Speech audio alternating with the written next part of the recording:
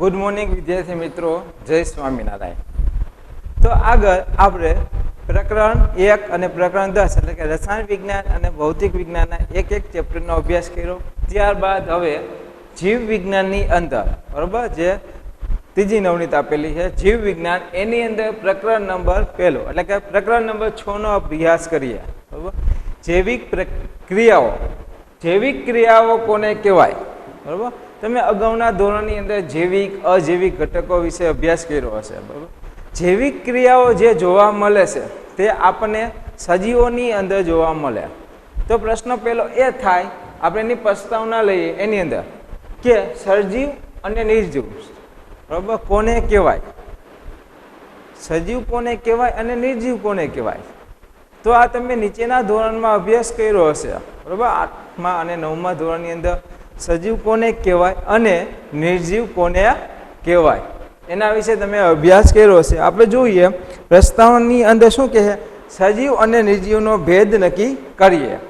જો તમે જોયું હશે કે સજીવ કોને કહેવાય તો કે હું બોલું છું બરાબર, અથવા હું ચાલું છું બરાબર, કોઈ વસ્તુ બોલતા હોય કે ચાલતા હોય, હલનચલન કરતા હોય તો તેને આપણે શું કહીએ, સજીવ કહીએ. તો પહેલો પ્રશ્ન કે સજીવ કોને કહેવાય, તો આપણે કહીશું કે જે હલનચલન કરતા હોય એને આપણે સજીવ કહીએ. જે હલનચલન કરતા હોય એને આપણે સજીવ કહીએ.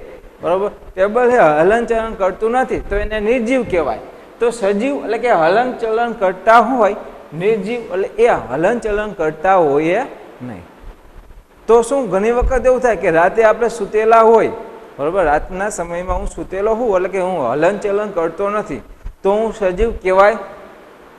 બરાબર, સજીવની અંદર આવે કોઈ પણ માનવ હોય કે પ્રાણીઓ બરાબર, કૂતરા કે કોઈ પણ પ્રાણીઓ બરાબર, તો એ સૂતેલા હોય ત્યારે એને સજીવ કહેવાય. તો કે હા, જ્યારે સૂતેલા હોય ત્યારે શ્વાસ લેતા હોય બરાબર, શું કરતા હોય, શ્વાસની પ્રક્રિયા ચાલુ હોય તો જે શ્વાસ લેતા હોય તેને આપણે સજીવ કહીએ છીએ. બરાબર, એટલે કે હલનચલન કરતા હોય અથવા શ્વાસ લેતા હોય તેઓને આપણે શું કહીએ, સજીવ કહેવાય. જે હલનચલન કરતા નથી અને શ્વાસ હલનચલન કરતા નથી કે શ્વાસ પણ લેતા નથી તેને આપણે નિર્જીવ કહીએ છીએ. તો આ એની વાત કરીએ. પરંતુ વનસ્પતિની અંદર આપણે જોઈએ બરાબર, આ તો હલનચલન હે, શ્વાસ છે, એ આપણે વસ્તુ જોઈ શકીએ છીએ જે દ્રશ્યમાન છે, બૂમ પાડી બરાબર એ. પરંતુ વનસ્પતિની અંદર આપણે વાત કરીએ તો શું થાય,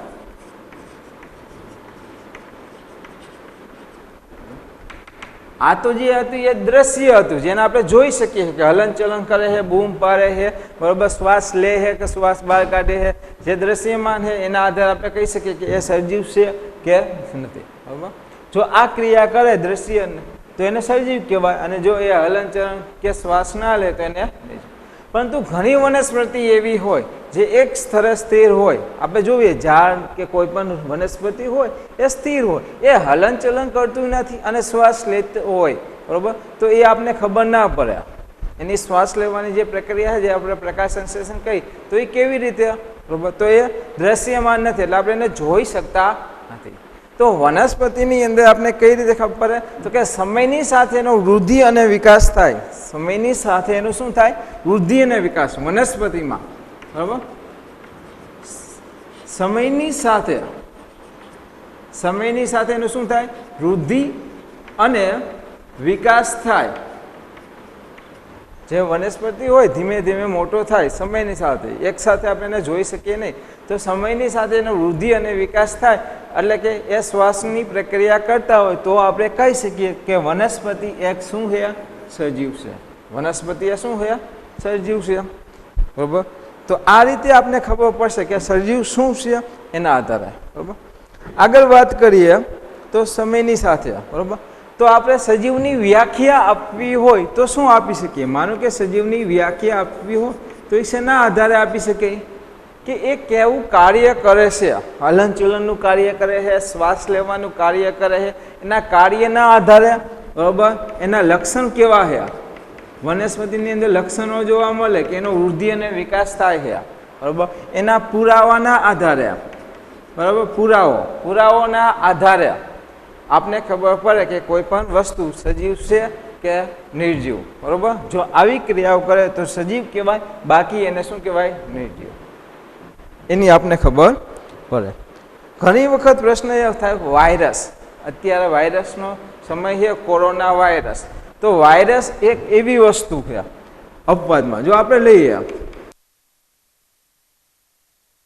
અગાઉ વાયરસ વિશે આપણે અભ્યાસ કરતા હતા, તમને ખબર છે બરોબર કે વાયરસ, ફૂગ, લીલ આ બધા એક પ્રકાર છે. એની અંદર વાયરસની વાત કરીએ તો વાયરસમાં રહેલા કોષ બરોબર એ સજીવ પણ નથી અને નિર્જીવ પણ નથી. એ જાતે હલનચલન કરતા નથી અને શ્વાસમાં લેતા નથી, બરોબર. એનો વૃદ્ધિ અને વિકાસ થતો નથી. પરંતુ વાયરસના કોષ અન્ય બીજા કોષની અંદર, બરોબર, જો વાયરસનો કોષ હોય તો આપણી શરીરની અંદર જે બીજા કોષ હોય એની સાથે પ્રક્રિયા કરે તો એ સજીવ તરીકે વર્તે છે. એટલે કે વાયરસ એ સજીવ કે નિર્જીવ નથી, એનો પ્રશ્ન હજી સુધી બરોબર યથાવત છે. વાયરસ એ સજીવ પણ નથી અને નિર્જીવ પણ નથી. જો એ વાયરસ બીજા કોષની સાથે આવે તો એ સજીવની જેમ કાર્ય કરે. એટલે આપણે વાત કરીએ કોષ, બરોબર.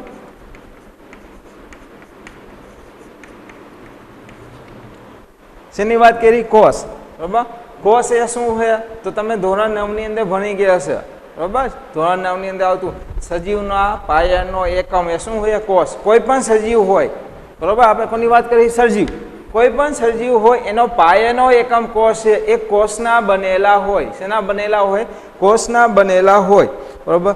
તો કોષની અંદર શું હોય તો કે પરમાણુ અને અણુના સ્તરે, બરોબર, સૂક્ષ્મ સ્તરે થતી પ્રક્રિયા, એટલે કે સુવિકસિત આયોજન બંધ હોય. આપણે વાત કરીએ અણુ અને પરમાણુના સ્તરે, અણુ અને પરમાણુના સ્તરે થતી, અણુ અને પરમાણુના સ્તરે થતી સૂક્ષ્મ સ્તરે, બરાબર, એકદમ ઝીણું સૂક્ષ્મ સ્તરે, જેને આપણે નરી આંખે જોઈ શકીએ નહીં, અણુ અને પરમાણુને, બરોબર. જે ગાલનો કોષ કે કોઈ પણ કોષ હોય એને આપણે સૂક્ષ્મ કે અંતર વડે જોઈએ છીએ, બરોબર. એની અંદર તો એની અંદર શું કે આપણે અગાઉ લઈએ કે સજીવની સંરચના, સજીવની જે સંરચના છે એ સુઆયોજિત હોવી જોઈએ, એટલે કે સુવિકસિત, બરોબર, સુવિકસિત આયોજન બંધ, સુવિકસિત આયોજન બંધ રચના આપણા શરીરની રચના કઈ રીતે હોય? તમે અગાઉના ધોરણમાં ભણી ગયા કે આપણું જે શરીર છે, કોઈ પણ સજીવ હોય એનું જે શરીર રહેલું છે એ શરીર, બરોબર, શેનું બનેલું હોય? અંગોનું બનેલું હોય. આપણું શરીર શેનું બનેલું હોય? અંગોનું, બરાબર. શરીર કોઈ પણ સજીવ હોય એનું જે શરીર છે એ શરીર અંગોનું બનેલું હોય. અને અંગો શેના બનેલા હોય તો કે અંગો એ પેશીના બનેલા હોય. અને પેશી કોના બનેલા હોય? કોષોના. એવું કોષ સજીવ છે, બરાબર. એટલે કે કોઈ પણ સજીવનું શરીર એ આયોજન બંધ હોય, બરાબર. એ શરીર શેનું બનેલું હોય તો શરીરની અંદર અંગો હોય. આપણી અંદર ઘણા બધા અંગો હોય અને એ અંગો શેના બનેલા હોય? અંગો પેશીના બનેલા હોય. અને પેશી શેની બનેલી હોય? કોષોની બનેલી હોય. આવું તમે અગાઉના ધોરણમાં અભ્યાસ કર્યો હશે, ધોરણ 9 ની અંદર, બરાબર. ધોરણ 9 ની અંદર કે સજીવનો પાયાનો એકમ કોષ, એની અંદર કે કોષોના બનેલા હોય. અને કોષો શેના બનેલા હોય? એની અંદર પણ કોષીય અંગિકા આવેલી હોય. શું આવેલું હોય? કોષીય અંગિકા. કોષોની અંદર પણ કોષીય અંગિકા આવેલી હોય. અને એની અંદર શું આવેલા હોય તો કે એની અંદર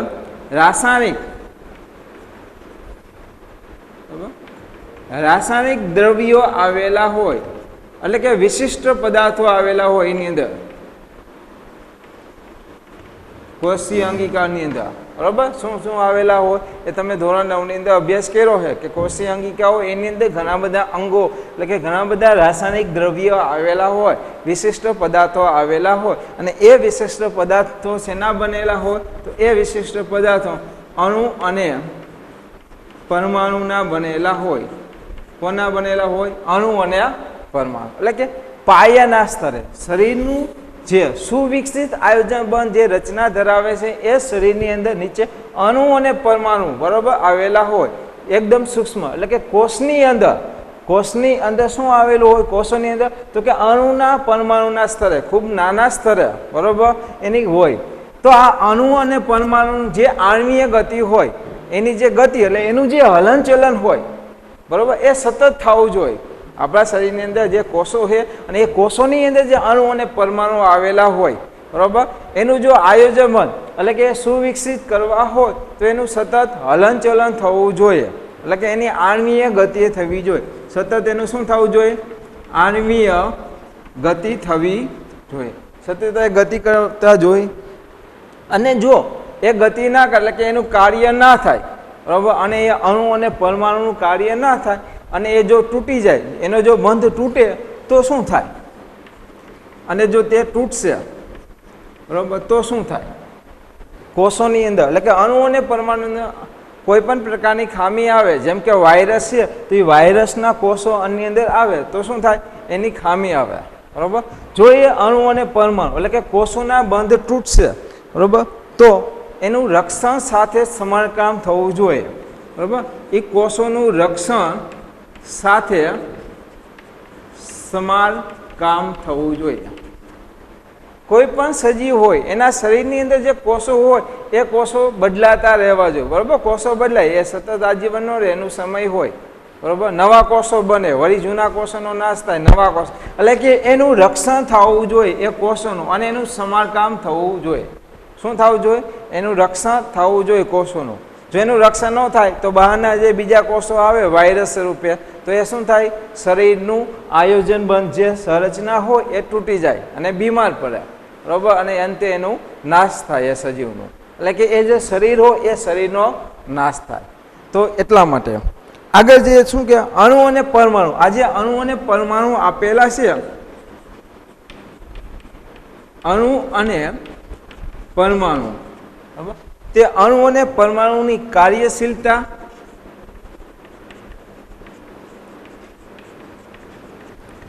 અને ગતિશીલતા બરાબર સતત કાર્ય રહેવી જોઈએ.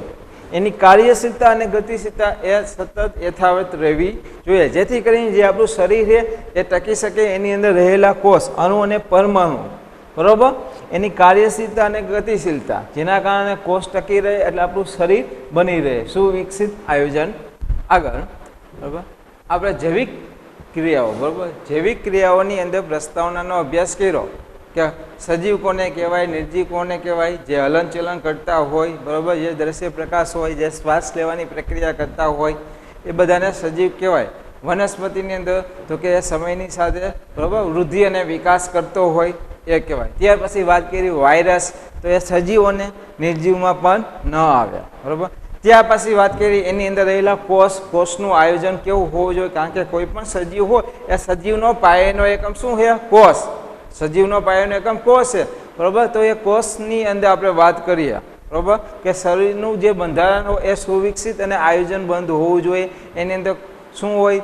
શેનું બનેલું હોય? છેલ્લે શું આવે? તો કે અણુ અને પરમાણુ બરાબર એક સૂક્ષ્મ સ્તરે હોય બરાબર. એ કાર્યશીલતા અને ગતિશીલતા રહેવા જોઈએ બરાબર, જેથી કરીને આપણું શરીર ટકી રહે. આગળ આપણે વાત કરીએ ત્યાર પછીનો પ્રશ્ન નંબર પહેલો, જૈવિક ક્રિયાઓ એટલે શું? જૈવિક ક્રિયાઓ કોને કહેવાય? કે જે ગતિશીલતા રહેવા માટે એટલે કે એની કાર્યશીલતા રહેવા માટે જે પણ કંઈક ક્રિયાઓ કરી એ બધી ક્રિયાને શું કહેવાય? જૈવિક ક્રિયા કહેવાય. કોઈ પણ શરીરે આ શરીર ટકાવવા માટે કંઈક ક્રિયા કરવી પડે બરાબર, ક્રિયા કરવી પડે ને બરાબર. તો એ શરીર ટકાવવા માટે એટલે કે સજીવને જીવત રહેવા માટે કોઈ પણ ક્રિયાઓ કરવી પડે, જેને શું કહેવાય? જૈવિક ક્રિયાઓ કહેવાય. જૈવિક ક્રિયાઓ એ કેવી છે? તો કે એ સજીવના રક્ષણનું કાર્ય કરવા માટે નિરંતર ચાલતી પ્રક્રિયા છે. કેવી છે? તો કે નિરંતર ચાલતી પ્રક્રિયા છે. એ ક્યારે બંધ થાય નહીં બરાબર. નિરંતર ચાલતી પ્રક્રિયા. જો બંધ થઈ જાય તો ક્રિયા બંધ થઈ જાય બરાબર, આપણે ખાવા પીવાનું બધું બંધ કરી દઈએ, શું થાય? પાણી પીવાનું, શ્વાસ લેવાનું બધું બંધ કરી દઈએ તો બરોબર, ભગવાનને પિયારા થઈ જાય. તો એના માટે કે જે પણ ક્રિયાઓ કરી, બરોબર, એ નિરંતર ચાલતી પ્રક્રિયાઓ છે, બરોબર, સજીવ માટે. એટલે કે સજીવને જીવન જીવવા માટે, જીવન ટકાવી રાખવા માટે અમુક ક્રિયાઓ કરવી પડે અને એ ક્રિયાઓ, બરોબર, નિરંતર ચાલતી પ્રક્રિયાઓ છે. એની વ્યાખ્યા શું થાય કે એવી બધી જ ક્રિયાઓ, કારણ કે સતત પ્રક્રિયા કરવી જોઈએ તો આપણે એની વ્યાખ્યા લઈ, બરોબર, એવી બધી જ ક્રિયાઓ, બરાબર, એવી બધી જ ક્રિયાઓ કે જે સામૂહિક ક્રિયાઓ કે જે સામૂહિક રૂપમાં, બરાબર, સામૂહિક રૂપમાં જાળવણીનું કાર્ય કરે છે.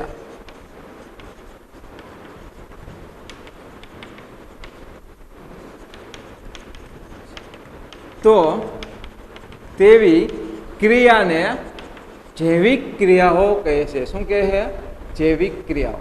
એટલે કે કોઈ પણ સજીવ હોય એ સજીવને, બરોબર, જીવંત રહેવા માટે એને અમુક ક્રિયા કરવી પડે અને એવી ક્રિયાને જૈવિક ક્રિયા કહેવાય. એ સજીવો માટે નિરંતર ચાલતી, એટલે કે સતત ચાલતી પ્રક્રિયા છે, ક્યારે બંધ થાય નહીં, નિરંતર ચાલતી પ્રક્રિયા છે. એવી કોઈ પણ પ્રક્રિયા તમે કરો, ખોરાક લ્યો, શ્વાસ લ્યો, એ દરેક પ્રક્રિયા, બરોબર, આપણે ખોરાક લઈએ, શ્વાસ લઈએ, એના કારણે આપણું સજીવ ટકી રહે છે, બરોબર. એટલે કે એવી બધી જ ક્રિયાઓ કે સામૂહિક રૂપમાં, બરોબર, સમૂહમાં સામૂહિક રૂપની અંદર જાળવણીનું કાર્ય કરે તો તેને શું કહે છે? જૈવિક ક્રિયાઓ કહે છે. સામૂહિક રૂપમાં હોય, ખાલી ખોરાક ખાઈએ અને શ્વાસ ન લઈએ તો ચાલે? ન ચાલે. અથવા ખાલી શ્વાસ લઈએ અને ખોરાક ન ખાય તો ચાલે? બરોબર, એ ના ચાલે, કારણ કે સામૂહિક રૂપમાં બધી જ ક્રિયાઓ કરવી પડે એની જાળવણી કરવા માટે. તો જેને શું કહેવાય? જૈવિક ક્રિયાઓ કહે છે. જૈવિક ક્રિયાઓની અંદર જુદા જુદા પ્રકાર આપેલા છે, 5 પ્રકાર છે. આપણે એનો અભ્યાસ કરશું વારાફરતી, બરોબર.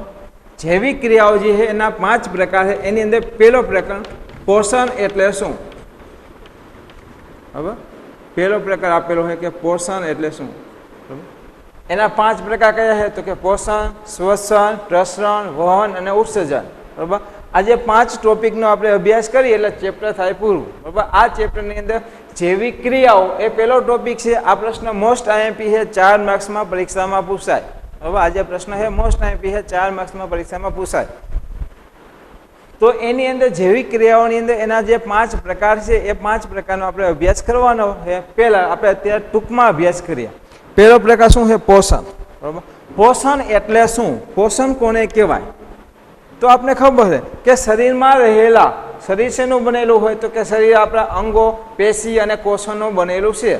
તો આ જે અંગો, પેશી અને કોષો રહેલા છે એને ઉર્જાની જરૂર પડે. શેની જરૂર પડે? ઉર્જાની જરૂર પડે, સમજાય? હું ત્યાં બોલું છું અથવા કોઈ કાર્ય કરું કે આપણે હલનચલન કરતા હોય તો એ એમને એમ થાય ના, એની ઉર્જાની જરૂર પડે. જો ઉર્જા મેળવે તો એ કાર્ય કરી શકે.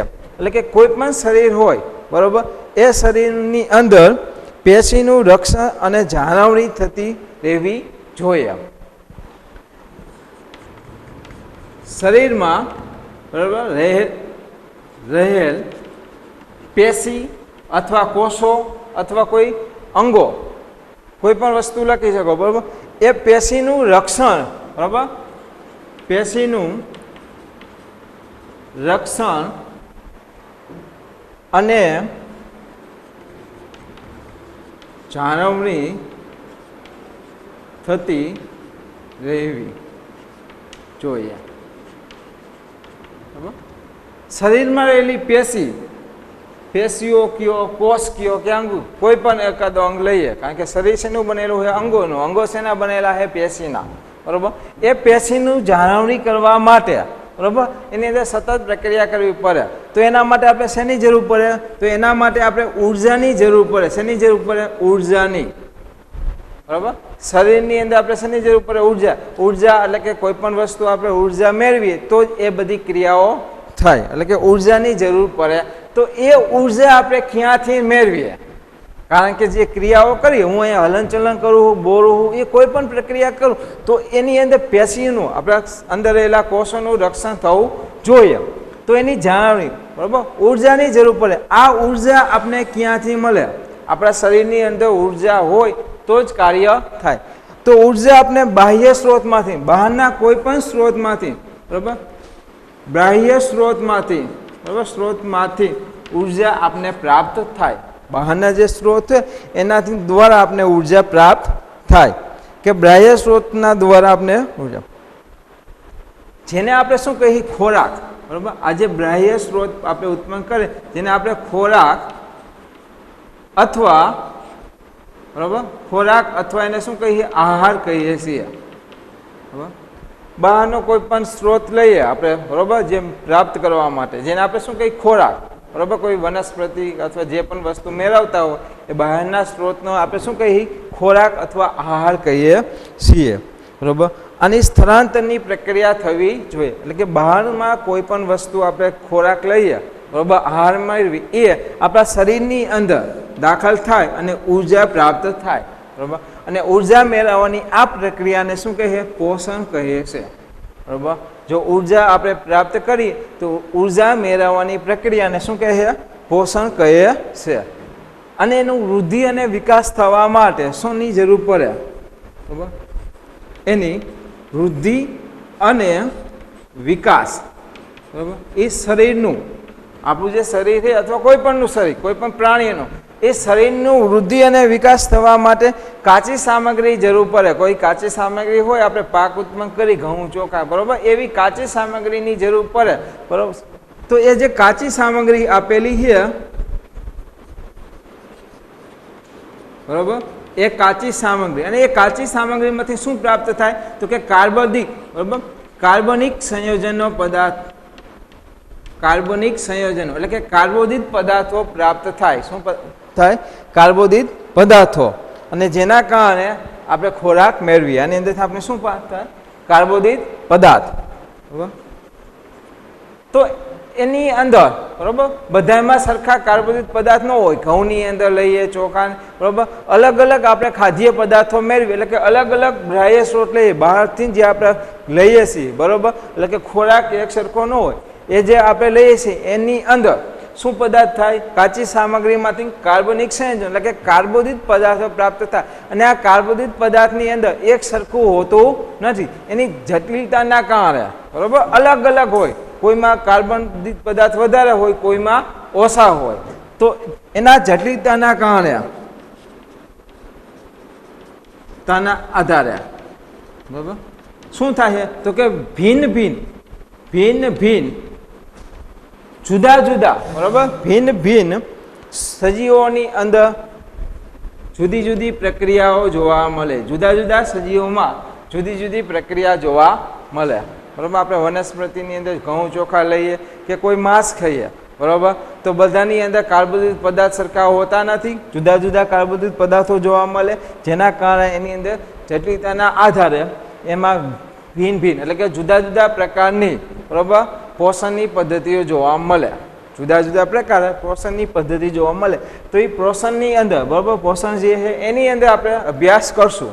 તો આ ટૂંકમાં માહિતી હતી. ત્યાર પછી આગળ લઈએ બીજો ટોપિક આપે. પહેલો હતું પોષણ, પછી લઈએ આપણે શ્વસન.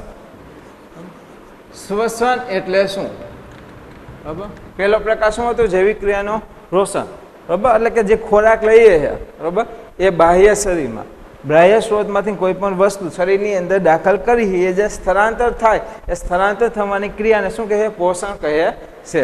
એની અંદર આપણે આગળ જઈએ બીજો પ્રકાર શ્વસન, બરાબર. આની અંદર આપણે ડિટેલમાં જે ઘણો બધો અભ્યાસ કરવાનો હોય. પોષણ એટલે શું? પોષણના બે પ્રકાર, સંયમપોષી અને વિષમપોષી પોષણ પદ્ધતિ. આગળ જઈએ શ્વસન. શ્વસન એટલે શું? તો કે શરીરની અંદર જે આપણે ખોરાક તો લઈએ છીએ પણ ખોરાકનું વિઘટન કરીને એને સરળ પદાર્થોમાં રૂપાંતર કરવા, બરાબર. સરળ પદાર્થમાં શું કરે? રૂપાંતર કરીને એની અંદર ઉર્જા મેળવવી જોઈએ. સરળ પદાર્થમાં રૂપાંતર કરીને ઉર્જા મેળવવી જોઈએ. અને શરીરની અંદર જે ઉર્જાઓ હોય એ એક સમાન ઉર્જાના સ્ત્રોતોમાં રૂપાંતર થાય. એક સમાન એટલે કે બધે સરખી રીતે ઉર્જામાં રૂપાંતર થાય. તો કે શું કહે અહીંયા આપણે જોઈએ, શરીર એ ખોરાકનું શું કરે છે? ખોરાકનું વિઘટન, બરાબર, વિઘટન સરળ પદાર્થોમાં રૂપાંતર કરે અને ઉર્જા મેળવે છે. સરળ પદાર્થોમાં રૂપાંતર કરે અને ઉર્જા મેળવે. એ ઉર્જા મેળવી, બરોબર, એની અંદર અંતિમ ઉર્જા જે આપણે મેળવી એની અંદર, બરોબર, તો જરૂર. હવે શું કહે છે કે આણ્વીય, બરોબર, અણુ અને પરમાણુની જે ગતિશીલતા છે એ શરીરની વૃદ્ધિ અને વિકાસની સાથે એની રક્ષણ કરી શકે તેવા અણુનું નિર્માણ થાય. આપણા શરીરની અંદર અણુ અને પરમાણુ જે હોય, કોષો હોય, એની અંદર કોષીય અંગિકા હોય, એની અંદર શું હોય, રાસાયણિક દ્રવ્ય હોય, એ શેના બનેલા હોય, કોષ અને પરમાણુના, બરોબર. એ સતત હોય ને, કોષો બદલાતા જાય, નવા કોષો બને, જૂના કોષોનો નાશ થાય. સમજાય છે કે કોષો સતત બદલાતા રહેવા જોઈએ, એટલે કે નવા અણુનું નિર્માણ થાય. એની અંદર શું થાય, જે નવા અણુનું નિર્માણ થાય. કોના દ્વારા? તો કે આપણે જે પોષણ પદ્ધતિ લઈએ એમાં આપણે ખોરાક લઈએ, ખોરાકની સાથે ઉર્જા મળે અને એ ઉર્જાની આપણે અગાઉ વાત કરી તો એ ખોરાકનું વિઘટન કરે. ખોરાકનું વિઘટન કોણ કરે? તો કે આપણે શ્વસનની પ્રક્રિયા લઈએ, એમાં અંદર ઓક્સિજન અને લેવા પડે, બરોબર. એટલે કે એ રાસાયણિક પ્રક્રિયા તબક્કાવાર થાય છે, એટલે કે એની અંદર ઓક્સિજનની જરૂર પડે અને એ ઓક્સિજન દ્વારા શું થાય તો કે ઓક્સિડેશન અને રિડક્શનની પ્રક્રિયા થાય. શેની પ્રક્રિયા થાય? ઓક્સિડેશન અને રિડક્શનની પ્રક્રિયા થાય. ઓક્સિડેશન અને રિડક્શનની પ્રક્રિયાઓ જોવા મળે. આની આપણે વ્યાખ્યા લઈ તો શું કહે કે બહારથી વધારે માત્રામાં ઓક્સિજન ગ્રહણ કરીએ, બરાબર. વાતાવરણમાં હોય ને ઓક્સિજન, કે બહારથી વધારે માત્રામાં ઓક્સિજન અંદરની તરફ આપણે ગ્રહણ કરીએ અને કોષની જે જરૂરિયાત હોય, આપણા બધા અંદર શું હોય, કોષ હોય, કોષની જે જરૂરિયાત હોય એ જરૂરિયાત અંદર, બરાબર, પદાર્થનું વિઘટન કરીને ઉર્જા ઉત્પન્ન કરવાની ક્રિયાને શ્વસન કહે છે, બરાબર. બહારથી જે, બરાબર, વધારે માત્રામાં ઓક્સિજનને આપણે અંદર ગ્રહણ કરીએ, અંદર ગ્રહણ કરીએ એટલે અંદર રહેલા કોષો, એ કોષોની જે જરૂરિયાત હોય એ જરૂરિયાત અનુસાર શું કરે છે, પદાર્થોનું વિઘટન કરીને ઉત્પન્ન કરીને, બરાબર, જે ઉત્પન્ન કરે એને શું કહેવાય? શ્વસન કહે છે. ત્યાર પછી વાત કરીએ ત્રીજા ટોપિકની અંદર, બરાબર, પ્રસરણ. પ્રસરણ એટલે શું? બરાબર, પ્રસરણ પામવું આપણે ખબર છે. કોઈ પણ વસ્તુ હોય એને પ્રસરણ પણ પાણી અહીં નીચે નાખો તો એ પ્રસરણ પામે. તો પ્રસરણ કોને કહે? બરાબર, એની અંદર બે પ્રકાર આવે, એક કોષી સજીવ, એક કોષી સજીવ, બરાબર. તમને ખબર હોય સજીવની અંદર શું હોય, એક કોષી અને બહુકોષી સજીવ. એ તમે નીચેના ધોરણમાં અભ્યાસ કર્યો એને આપણે ડિટેલમાં અભ્યાસ કરવાની જરૂર નથી. એક કોષી સજીવ અને બહુકોષી સજીવો હોય, પરંતુ એક કોષી સજીવો જે છે એની સપાટી હોય, એક કોષી સજીવ જે છે એની સપાટી, બરાબર, માનો કે એની જે સપાટી હોય એ સપાટી સીધા પર્યાવરણના સાથે હોય, સીધા પર્યાવરણના સંપર્કમાં હોય, પર્યાવરણના સંપર્કમાં. આપણે શેમાં આવી? તો આપણે બહુકોષીમાં આવી. પરંતુ એક કોષી જે અંબીમાં, બરોબર, એ એક કોષી સજીવ જે આવેલા છે એની જે સપાટી હોય, બહારની સપાટી, આપણે કેમ ચામડી, એની બહારની સપાટી છે એ સીધા પર્યાવરણના સંપર્કમાં હોય. પર્યાવરણના સંપર્કમાં હોવાથી એ શું કરે છે તો એ ડાયરેક્ટ બહારથી, બહારના વાતાવરણમાંથી ઓક્સિજન કે કાર્બન ડાયોક્સાઇડનું વિનિમય કરે, બરાબર. બહારથી ડાયરેક્ટ એ ઓક્સિજન મેળવે. આપી જે મોઢામાં, બરાબર, નાક દ્વારા એને મેળવવાની જરૂર પડે નહીં, એટલે કે એને વધારાની અંગિકાની કોઈ જરૂર હોતી નથી. એ ડાયરેક્ટ સપાટી સાથે ઓક્સિજન અને કાર્બન ડાયોક્સાઇડનું વિનિમય કરે. એટલે ત્યારબાદ એ બહારથી ડાયરેક્ટ ખોરાકના પ્રાપ્ત કરે, બરાબર, ખોરાક પ્રાપ્ત કરે. એને કોઈ વધારાની અંગોની કે વધારાની પેશીઓની જરૂર પડતી નથી. અને એ જે નકામો કચરો હોય, ખોરાક ખાઈ એમાં ઉર્જા પ્રાપ્ત થાય, સરળ વિઘટન પદાર્થ થાય, પરંતુ વધારાનો જે કચરો હોય એને બહારની તરફ નિકાલ કરવો પડે. તો નકામાનો જે કચરો હોય, બરાબર, નકામા કચરો એ પણ એ બહાર નિકાલ કરી શકે છે, એને કોઈ બીજી જરૂર પડતી નથી, વધારાના અંગોની કે પેશીઓની જરૂર હોતી નથી. હવે વાત કરીએ બહુકોષી. જે બહુકોષી સજીવ છે એ શું થાય તો બહુકોષી જે સજીવ હોય એના માટે જુદા જુદા અંગો હોય. ઓક્સિજન લેવા માટે, બરાબર, એક અલગ પ્રકારનો અંગ હોય, ત્યારબાદ ખોરાક લેવા માટે અલગ પ્રકારનો અંગ હોય. આવા જુદા જુદા પ્રકારના અંગો આવેલા હોય, એટલે કે વિશિષ્ટ અંગોની રચના થયેલી હોય. એની અંદર શું થાય? વિશિષ્ટ અંગોની રચના થયેલી હોય. તો એ પ્રસરણ દ્વારા થઈ શકે નહીં. બહુકોષીની અંદર શું થાય? પ્રસરણ દ્વારા. જ્યારે એક કોષી હતું એ સપાટીના પ્રસરણ બરાબર સપાટી સાથે સીધું પ્રસરણ પામીને ઓક્સિજન મેળવે, કાર્બન ડાયોક્સાઇડ, ખોરાકના કણો, વધારાનો કચરો બહાર કાઢે. એ પ્રસરણ દ્વારા ડાયરેક્ટ થઈ જાય. જ્યારે બહુકોષી છે એમાં વિશિષ્ટ અંગો હોય એટલે એના માટે ચોથો પ્રકાર વહનની જરૂર પડે. કોની જરૂર પડે? વહન. એટલે કે વહન તંત્રની જરૂર પડે. નવા એક તંત્ર જેને શું કહેવાય? વહન તંત્ર, જેની અંદર ઓક્સિજન કે કાર્બન ડાયોક્સાઇડ બરાબર કે ખોરાક મેળવવા માટે વિશિષ્ટ અંગો આવેલા હોય. બરાબર, એ વિશિષ્ટ અંગ દ્વારા એ ખોરાક મેળવે. તો એની આપણે વ્યાખ્યા લઈએ તો શું કહે છે કે ખોરાક અથવા ઓક્સિજન વહનની આપણે વ્યાખ્યા લઈએ તો શું કહે કે ખોરાક મેળવવું કે ઓક્સિજન મેળવવો. બરાબર, એટલે કે પોષણ પ્રક્રિયા કરવી કે શ્વસન પ્રક્રિયા કરવી હોય તો એક સ્થળેથી બીજા સ્થળે રૂપાંતર થાય. એનું શું થાય છે? એક સ્થળેથી એક સ્થાનેથી બીજા સ્થાને સ્થળાંતર થાય. સ્થળાંતરની ક્રિયા થાય જેને આપણે શું કહેવાય? વહન કહે. એક જગ્યાથી બીજી જગ્યાએ જાવ તો વહન કરવું. અહીંયાથી આપણે બીજા સ્થાને જઈએ તો આપણે શું થાય? વહન થાય. એટલે કે એવા અંગો જે આવેલા છે જે ખોરાકને એક સ્તરેથી બીજા સ્તરે અથવા ઓક્સિજનને એક સ્તરેથી બીજા સ્તરે જે સ્થળાંતર કરવાની પ્રક્રિયા છે એ સ્થળાંતર કરવાની પ્રક્રિયાને વહન કહીએ છીએ. આ શેમાં જોવા મળે? બહુકોષની અંદર વહનની પ્રક્રિયા જોવા મળે. બરાબર, એક કોષીની અંદર પ્રસરણની પ્રક્રિયા જોવા મળે. કારણ કે એક કોષીમાં બીજા એવા અંગો હોય જ નહીં. ડાયરેક્ટ એ સપાટી સાથે સીધી પ્રક્રિયા કરે. અને જ્યારે બહુકોષી એટલે કે આપણે ઉદાહરણ લઈએ, આપણે મનુષ્ય કે પ્રાણીઓ, એ શેમાં આવે? બહુકોષીની અંદર. બરાબર, તો એને વિશિષ્ટ અંગો હોય અલગ અલગ. ખોરાક લેવા માટે અલગ અંગો હોય, ઓક્સિજન લેવા માટે એવા જુદા જુદા અંગો, વિશિષ્ટ અંગો હોય. પાંચમું વાત કરીએ ઉત્સર્જન. ત્યાર પછી છેલ્લો ટોપિક આપણે અભ્યાસ કરીએ. શું કહે? ઉત્સર્જન. બરાબર,